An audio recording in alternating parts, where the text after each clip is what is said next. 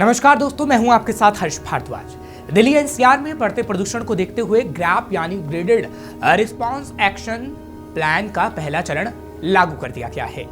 एक और नोएडा अथॉरिटी की 14 टीमों ने 40 स्थानों का निरीक्षण किया और स्थानीय लोगों को ग्रैप की गाइडलाइन और एनजीटी के नियमों के बारे में जागरूक किया। वहीं दूसरी ओर क्षेत्रीय प्रदूषण नियंत्रण बोर्ड भी एक्शन में नजर आया और प्रदूषण फैलाने पर नोएडा और ग्रेटर नोएडा में 10 संस्थानों पर लाखों रुपए का जुर्माना लगाया। देखिए खास रिपोर्ट। दिवाली से पहले एक बार फिर दिल्ली एनसीआर प्रदूषण की चपेट में है और इसी को देखते हुए नोएडा में प्रदूषण को नियंत्रण करने के लिए अथॉरिटी ने कड़ा एक्शन लेना शुरू कर दिया है।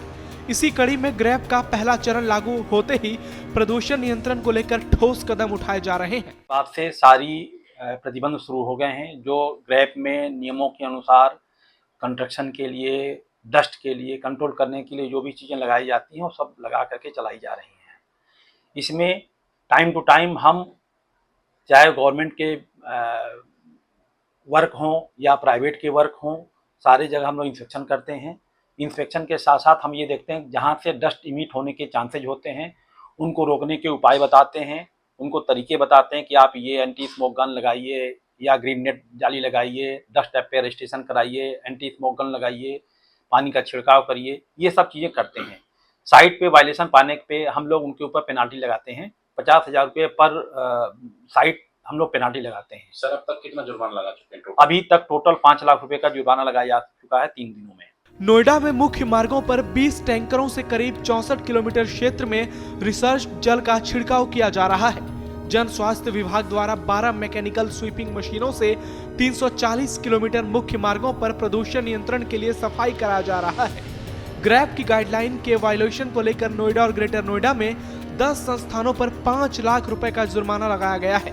वहीं क्षेत्रीय प्रदूषण नियंत्रण बोर्ड ने पराली को लेकर भी प्लान तैयार कर लिया है। हम लोग पराली को लेकर बहुत ही गंभीर हैं। पराली की समस्या एक काफ़ी एनसीआर के लिए बहुत बड़ी समस्या है। इंडस्ट्री को कोऑपरेट करते हुए या इंडस्ट्री को सजेशन देते हुए हमने 3 डेटनोरा ऐसी यूनिटें लगवाई हैं जो पराली को एज ए फ्यूल यूज करते हैं और उससे वो बिजली पैदा करते हैं और अपने यहाँ वो बिजली की कंजम्पशन को कम कर चुके हैं। तकरीबन उन तीनों यूनिटों में डेली 300 टन पर डे पराली का यूज किया जाता है। इससे एक तो फ़ायदा ये हो रहा है कि अगर पराली पॉइंट सोर्स पे अगर रोक देते हैं तो वहाँ पराली जलेगी नहीं। हमारे यहाँ पराली आकर के कंट्रोल वे में पोल्यूशन कंट्रोल डिवाइस के साथ जलती है, तो उसके जो हम बायो ब्रिकेट जलाते रहते हैं उस बायो ब्रिकेट के स्थान पे हम पराली यूज कर रहे हैं, तो बायो ब्रिकेट की तुलना में हमारा बायो ब्रिकेट सेफ हो रहा है। नोएडा और ग्रेटर नोएडा में प्रदूषण कंट्रोल करने के लिए क्षेत्रीय प्रदूषण नियंत्रण बोर्ड और अथॉरिटी के अधिकारी मिलकर काम कर रहे हैं और उनका कहना है कि नोएडा ग्रेटर नोएडा में इसके सकारात्मक परिणाम भी देखने को मिल रहे हैं। इसके अलावा हम रोड पे अथॉरिटी के साथ लगे हुए हैं, अथॉरिटी के साथ मिल करके, और जहाँ भी डस्ट हम ज़्यादा देखते हैं अथॉरिटी के साथ मिल करके उसको हटवाने की कोशिश करते हैं ताकि डस्ट की समस्या कम से कम रहे। इस समय हमारे यहाँ एयर क्वालिटी बहुत ही अच्छी चल रही है। 170 हमारा AQI है, 192 के आसपास हमारा गाजियाबाद में है और 213 इस समय AQI चल रहा है दिल्ली का।